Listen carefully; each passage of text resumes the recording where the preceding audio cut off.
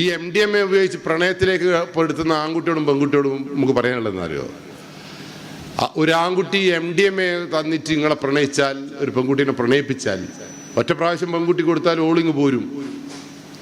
പക്ഷെ ആ പെൺകുട്ടി മറ്റാരോടെങ്കിലും സംസാരിക്കുന്നത് കണ്ടാൽ ഈ ചങ്ങായിക്ക് ആ പെൺകുട്ടിയിൽ ഒരു സംശയം ഉണ്ടായാലും കൊന്നളി. അതാണ് എൻ്റെ വിഷയം. ഇതിൽ അടിയും പിടിയൊന്നുമില്ല, കൊല്ലലാണ്. അതുകൊണ്ടാണ് കേരളത്തിൻ്റെ മണ്ണിൽ 259 പ്രണയ കൊലപാതകങ്ങൾ നടന്നത്. പ്രണയിക്കുന്ന ഒരാൾക്കും ഒരാളെയും കൊല്ലാൻ പറ്റുമോ? പക്ഷെ കേരളത്തിൽ നടന്നില്ല. നമ്മുടെ നാട്ടിൽ പനൂര് ഞാൻ അവിടെ ക്ലാസ് എടുത്തുകൊണ്ടിരിക്കുമ്പോൾ അത് നാട്ടുകാരും പോലീസുകാർക്കല്ല ക്ലാസ് എടുത്തത്. നോക്കുമ്പോൾ ഇല്ലേ, പോലീസല്ല വേദിയിൽ നിന്ന് എണീറ്റ് അങ്ങോടി. 5 മിനിറ്റ് കഴിഞ്ഞെടുത്താ ഞാനും പോലീസല്ലേ, ഞാനും പയ്യനോടി.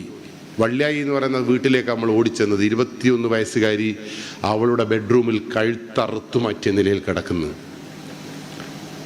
ആ കഴുത്തറുത്ത് മാറ്റിയത് വിഷമം കൊണ്ടോ, ഏതോ ഒരുത്തിന് ക്രൂരത കൊണ്ടോ അല്ലെങ്കിൽ വിഷമം കൊണ്ടോ എന്തോ പ്രശ്നങ്ങളുണ്ടായിരിക്കുമല്ലോ.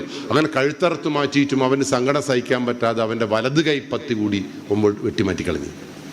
ആ ബെഡ്റൂമിൽ നിന്ന് പുറത്തിറങ്ങുമ്പോൾ നാട്ടുകാർ പറഞ്ഞു, ഇവളെ കൊന്നത് അവൻ 6 കൊല്ലമായി പ്രണയിക്കുന്ന കാമുകനാണെന്ന്. 6 കൊല്ലമായി പ്രണയിക്കുന്ന കാമുകൻ.